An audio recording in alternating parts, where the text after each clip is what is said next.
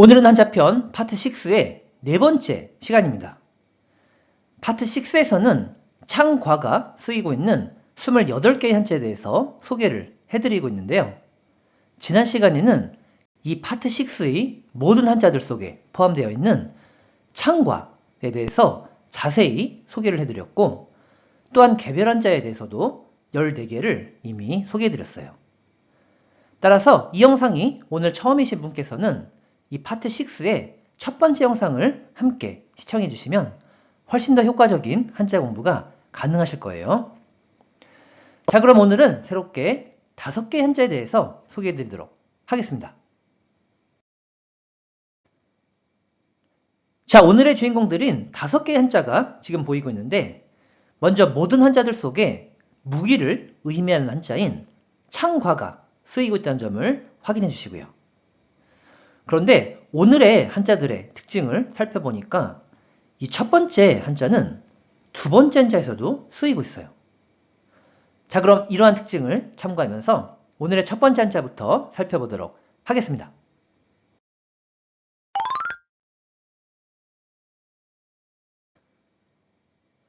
먼저 한자의 생세를 보면 무기를 의미하는 한자인 창과에 밭들공이 각각 더해진 형태예요.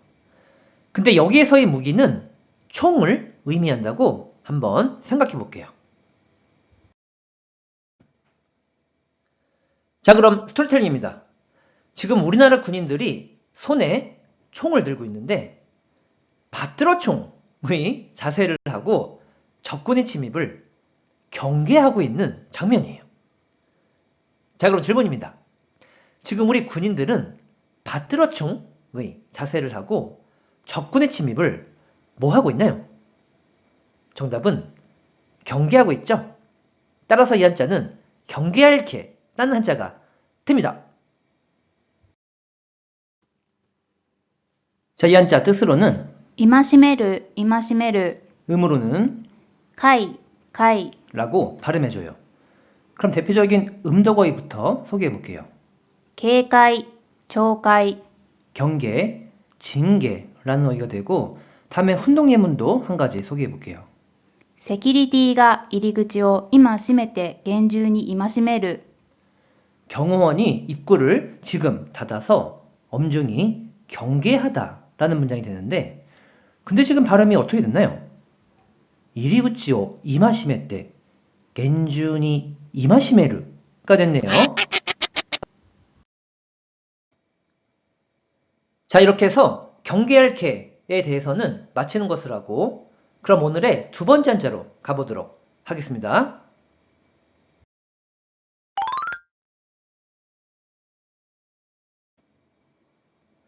먼저 한자의 생세를 보면 방금 전에 소개해드렸던 경계할 개에 나무목이 각각 더해진 형태예요. 자, 그럼 스토리텔링입니다. 지금 누군가가 기계토보로 나무를 자르고 있는 중이에요. 근데 이와 같이 기계를 다룰 때에는 안전사고에 경계를 해야 하죠. 자, 그럼 질문입니다. 이와 같이 나무를 자를 때 사고에 경계를 해야 하는 것이 무엇인가요? 정답은 기계죠. 따라서 이 한자는 기계계라는 한자가 됩니다. 자, 이 한자 뜻으로는 발음이 없고 음으로만 戒、戒、 라고 발음해줘요. 그럼 대표적인 어휘부터 소개해볼게요. 機械、 기계라는 어휘가 되고, 다음엔 기계를 가지고 예문단까지 소개해볼게요. 機械の取り扱いには気をつけてください。 기계의 취급에는 주의를 해주세요 라는 문장이 됩니다. 자, 이렇게 해서 기계계에 대해서는 마치는 것을 하고, 그럼 오늘의 세 번째 한자로 가보도록 하겠습니다.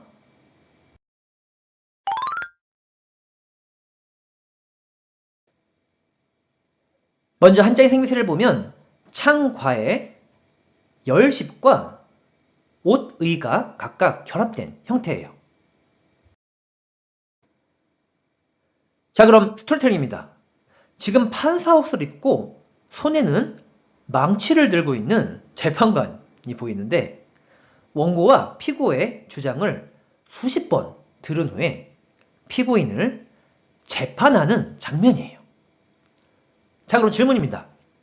지금 판사 옷을 입고 망치를 든 재판관이 수십 번의 고심 끝에 피고인을 뭐 하고 있나요? 정답은 재판하고 있죠.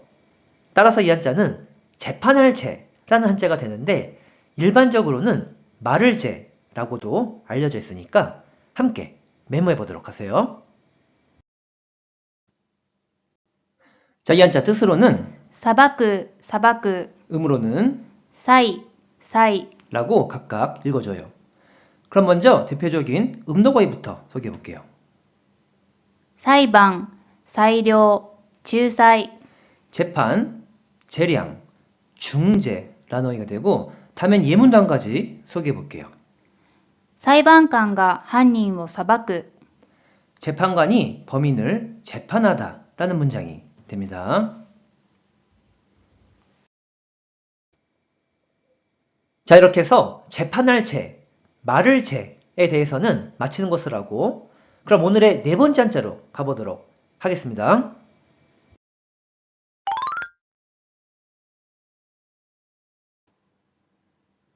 먼저 한자의 생태를 보면 창과에 이번엔 흑토와 나무목이 각각 결합된 형태라고 생각해 볼게요.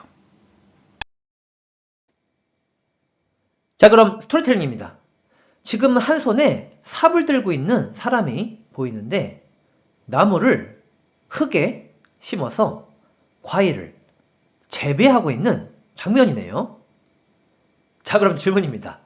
지금 이 삽을 든 사람은 나무를 흙에 심어서 과일을 뭐 하고 있나요? 정답은 재배하고 있죠. 따라서 이 한자는 재배할 재 또는 심을 재라는 한자가 됩니다. 자, 이 한자 뜻으로는 발음이 없고 음으로만 裁、裁、 라고 발음해줘요. 그럼 대표적인 어휘부터 소개해 볼게요. 栽培、植栽、盆栽、 재배, 식재, 분재라는 어휘가 되고 다음엔 예문단까지 소개해 볼게요. ビニールハウスでトマトを栽培する、 비닐하우스에서 토마토를 재배하다 라는 문장이 됩니다. 이렇게 해서 재배할 재, 심을 재에 대해서는 마치는 것으로 하고 그럼 오늘의 마지막 한자로 가보도록 하겠습니다.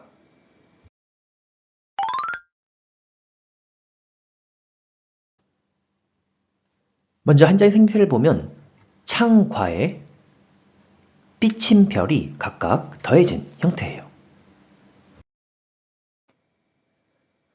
자, 그럼 스토리텔링입니다.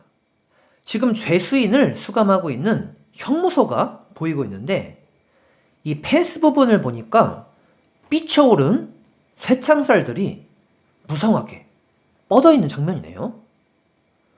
자, 그럼 문제입니다. 지금 이 형무소의 펜스는 삐쳐오른 쇠창살로 어떠한 상태인가요? 정답은 무성한 상태죠. 따라서 이 한자는 무성할 무 또는 천간무라는 한자가 됩니다.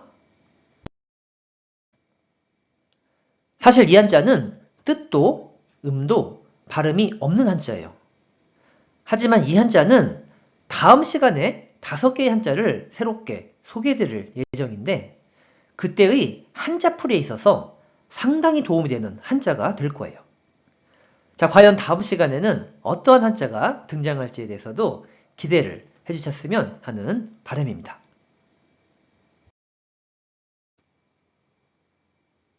자, 이렇게 해서 한자편 파트 6의 네 번째 시간을 함께 해봤는데 어떻게 일본 한자 공부에 도움이 되셨나요? 그럼 마지막으로 내용 정리 해볼게요. 먼저 첫 번째 한자는 군인이 받들어총의 자세로 적군의 침입에 대해 경계하고 있다고 했었죠. 그래서 경계할 개가 되었고 뜻으로는 이마시메루, 음으로는 카이로 각각 발음한다고 설명드렸어요. 두 번째 한자는 나무를 자를 때에는 안전사고에 경계를 해야 하는 것이 기계라고 했었죠. 그래서 기계개가 되었고 음으로만 카이로 발음한다고 설명드렸어요. 세 번째 한자는 판사 옷을 입고 망치를 든 재판관이 수십 번의 고민 끝에 피고인을 재판한다고 했었죠.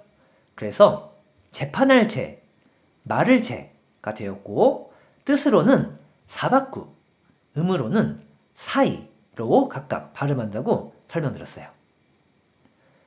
네 번째 한자는 삽을 든 사람이 나무를 흙에 심어서 과일을 재배한다고 했었죠. 그래서 재배할 재, 심을 재가 되었고 음으로만 사이로 발음한다고 설명드렸어요.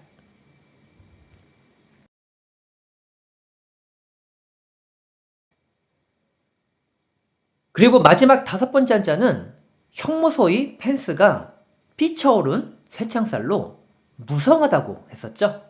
그래서 무성할 무, 천간무가 되었고 뜻도 음도 발음은 없다고 설명드렸어요. 자, 이렇게 해서 오늘도 일본어 한자 공부 수고 많이 하셨고요. 이 영상이 오늘 처음이신 분께서는 한자편 파트 1부터 파트 5까지 함께 시청해 주시면 훨씬 더 효과적인 한자 공부가 가능하리라 생각합니다. 자, 그럼 다음 시간에 다시 만나도록 할게요. それじゃ、またね